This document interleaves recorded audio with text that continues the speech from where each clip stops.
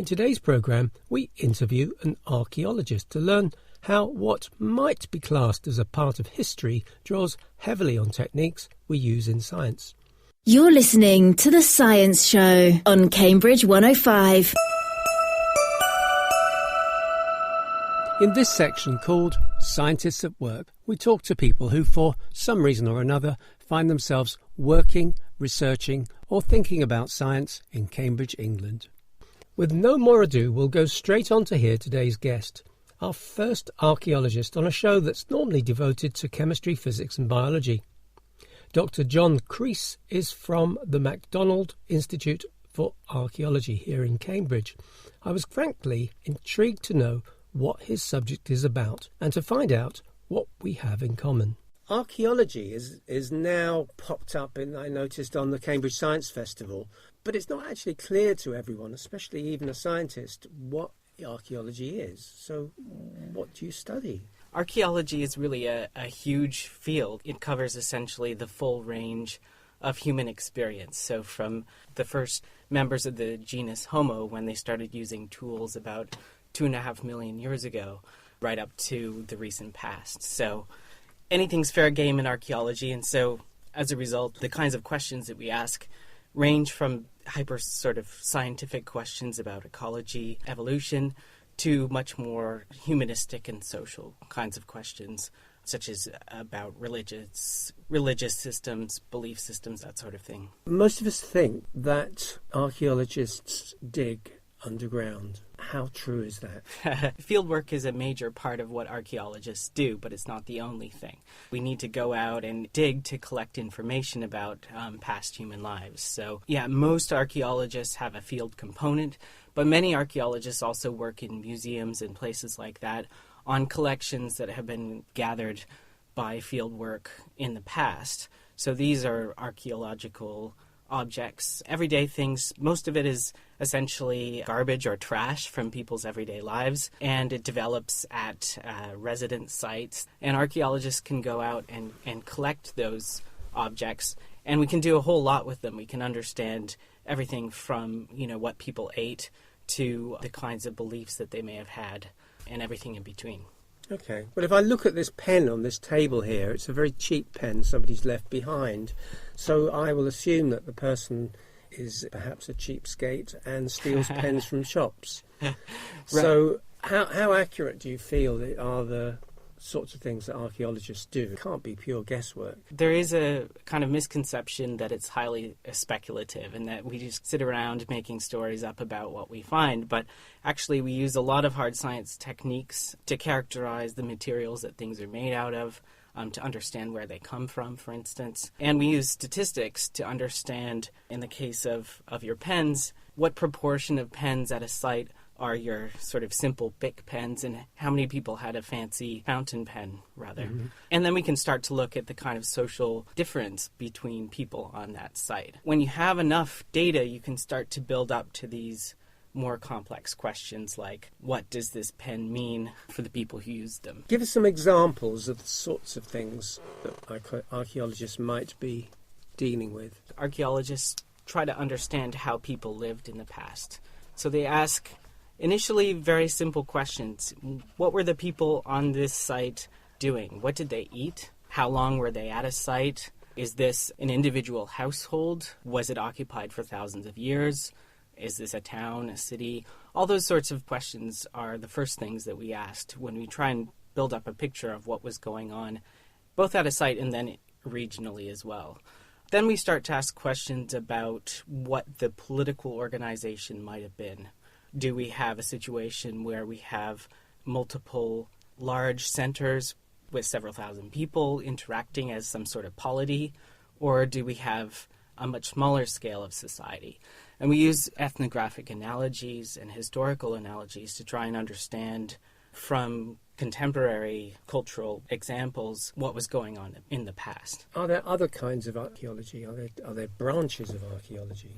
Absolutely. So there are many branches of archaeology. As I say, it's this very big tent discipline. So you have people who would brand themselves as archaeological scientists, and they study things like geoarchaeologists study site formation. So the way in which layers of sediments build up over time. And that's very important for understanding the chronology of a site. If you have something like a tell, which is these large mounds, town mounds essentially, in places like Turkey that build up over centuries of people living in one spot, you need to understand the processes, the amount of time that elapses between levels. That's just one example. Other branches take on things like looking at, for instance, artwork. That might fall into a much more humanistic perspective of the human past. So people who look at rock art from the Paleolithic, for example, and try and understand the belief system that was behind it. So you can sort of picture many different types of archaeological practice between those. You have economic approaches that look at trade and exchange patterns within empires, such as the Roman Empire. So all these different types of questions come under the broad category of archaeology. You would be, at some point, coming over to the science department to borrow some bits and pieces? Yeah, we borrow a lot from various different scientific disciplines, and a lot of the techniques are now fully incorporated into the normal operations of archaeology. So, for instance, at the McDonald Institute here at Cambridge, we have 6 different sort of specialized labs that look at different aspects of archaeological science, ranging from the geoarchaeology that I mentioned to bioarchaeology, which looks at people's interactions with plants and animals. Okay. So this is looking at reconstructing climates and climate change, past environments, wow. But also the origins of agriculture. So how people initially started interacting with plants and animals that led to domestication of crops and various animals. Mm-hmm. Archaeogenetics is another interesting and relatively new branch. So this is looking at both fossil DNA and also the DNA of contemporary plants, animals, and humans to infer things like the movement of crops and humans over landscapes. So there's a project at Cambridge, for instance, that's analyzing the interaction or the exchange of different crops between China and Western Asia. Wow. What are phytoliths? Yeah, so under that category of bioarchaeology and the study of climate, one of the techniques that people use is the study of phytoliths. And this is kind of an interesting example of how science meets these wider archaeological questions. Phytoliths are small bits of silica that develop within plant cells. Okay. And unlike most of the plant will decay and be gone, but these little structures remain, and they remain in soil. They can also adhere to various types of artifacts. So you'll find them on actually teeth as well. Oh. So it can tell you about the types of plants that people were eating, or the types of plants that they may have been grinding on a grinding stone, say. And we can recover those phytoliths and usually identify them to the broad family. So we could perhaps distinguish maize from beans. So then you can start to answer questions about, okay, what were people eating at this site? You can also use them to look at climatic change. So phytoliths also develop in layers in lake sediments, for instance. Mm-hmm. So by coring those sediments, then you can start to look at the plants that were deposited in those different layers. And if you can date those layers, then you can look at the change in the plants that were growing in that vicinity through time. So those are some of the techniques that we do in order to understand the wider environment surrounding a site and how that might have impacted the people that lived there. So the way people live is kind of key to this? Have I misunderstood something about archaeology I should have learned a long time ago? Yeah, absolutely. Yeah, so it's a humanistic discipline. So we're not studying dinosaurs or anything totally unrelated to humans. It's broadly a social science. So we want to understand how human lives have changed since the beginning of humans on the earth. A lot of people would say that we've got pretty good at living. So my question is, what have we got to learn that will help us? Yeah, that's an absolutely key question, I think, for archaeology to grapple with. You might think that we've gotten very good at living, and if you look around at all the quote-unquote advanced technologies that we have today, we might sort of pat ourselves on the back. But we continuously are experiencing the same kind of problems and crises that people experienced in the past. So things like climate change, for instance, these kinds of fluctuations have happened before, and archaeology can study the way that various populations actually experienced those crises, when and how people were resilient and able to come through them, and the cases in which populations actually were decimated or, in fact, occasionally went extinct. In a way, we can take these cases as lessons to be applied to contemporary situations. And who's listening to you? There's a growing interest, a growing awareness of what archaeology does and the kind of answers that we can provide. And so more and more you'll see it in popular magazines, that sort of thing. So John, tell us how you're incorporating this archaeology into your research. Broadly, my research is interested in looking at how village formation affects social interactions. How do people cope with that process? So in many parts of the world, around the time when we get the first agriculture, the first crops being grown, we also have processes of sedentism. So people are settling down on the landscape. They're moving together and forming stable communities, larger villages. And that poses a lot of problems socially. How do people learn to get along, essentially? And when you're living in small hunter-gatherer bands, a lot of those social pressures associated with living in larger groups aren't there. People can simply walk away if they don't want to live together. So it turns out to be kind of a crucible of culture change in many parts of the world in this critical early village period. So I'm really interested in what happens in social organization. One of the ways that I'm doing that, I work in Eastern North America on Native American society, the Iroquoian peoples. And there we have a very rapid period between about 1000 AD and 1500 AD in which we have this sedentarization or village formation process, and the villages get rapidly much, much larger. And so people are potentially grappling with these scalar issues at that time. And one of the things that we see in terms of the archaeology in this period is that the material culture begins to change very rapidly. So by this I'm referring to things like pottery and smoking pipes. So clay smoking pipes were initially quite a rare object on these sites, but in the period that I'm looking at, around 1400, they suddenly kind of explode in popularity. And they also become incredibly diverse, and they're exchanged over a wider Eastern North American region. We know from the early contact period history that the exchange of smoking pipes is really important in solidifying trade relations between various political groups, so different Iroquoian tribes creating alliances and that sort of thing through the exchange of various types of goods. I'm quite interested in the exchange of pipes and understanding how pipe exchange was linked in with this process of creating tribal identities, essentially, and managing kind of political relations between them. One of the cool techniques that we can use to understand those trade relations is to actually look at what's called the fabric of the ceramic pipe. Okay. So this is essentially using a technique called laser ablation ICP-MS, which is a really fancy term for zapping your pottery pipe with a laser and measuring the elemental composition of it. Essentially, that allows us to look at the sources of raw material, the clay, that was used to make the pipe.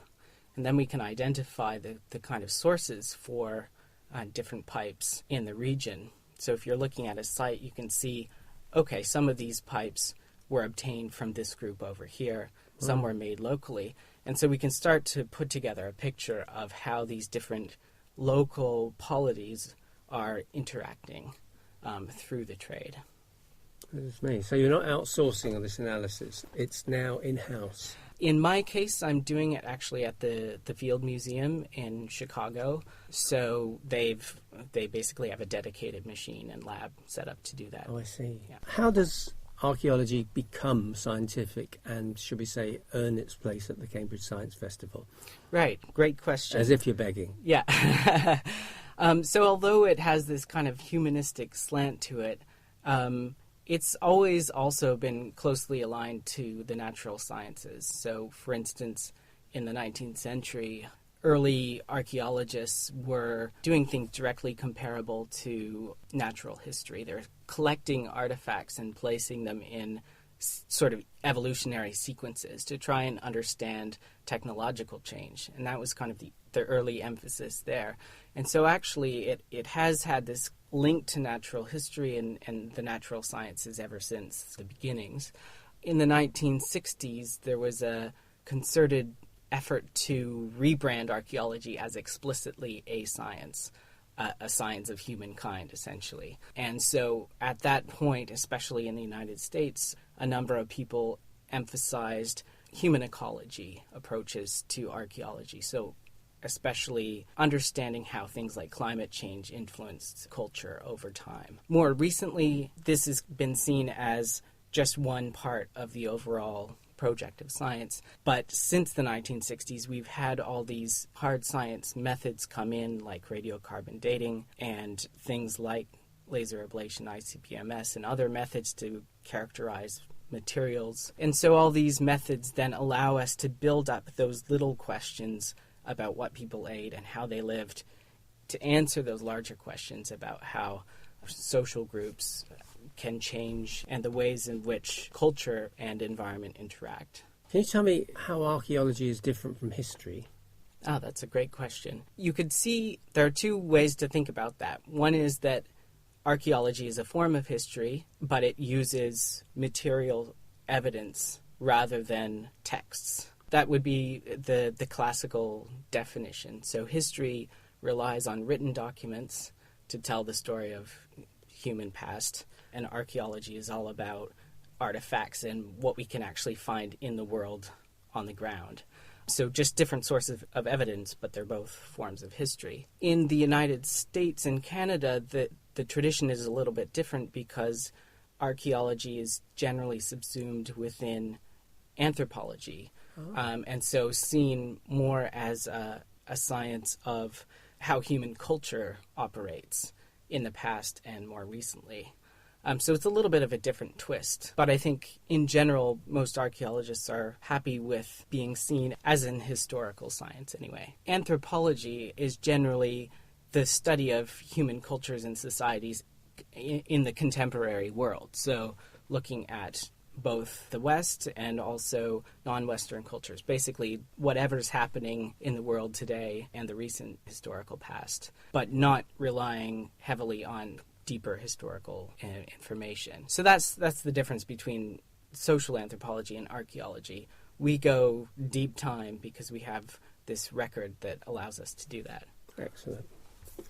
People may be interested in this, but they've had very little introduction to it at school. What got you interested in archaeology? I think it was doing a science fair project. So I don't know if they do this here, but in Canada we have science fair projects. It was maybe a little bit random, but I chose archaeology, and then I started reading about it. And I discovered ancient Egypt, and it's just really fascinating, the amazing finds that were made there. And that got me thinking about the overall scope of human history and how deep it is. And so I think that was the bug that bit me, and it's been with me ever since.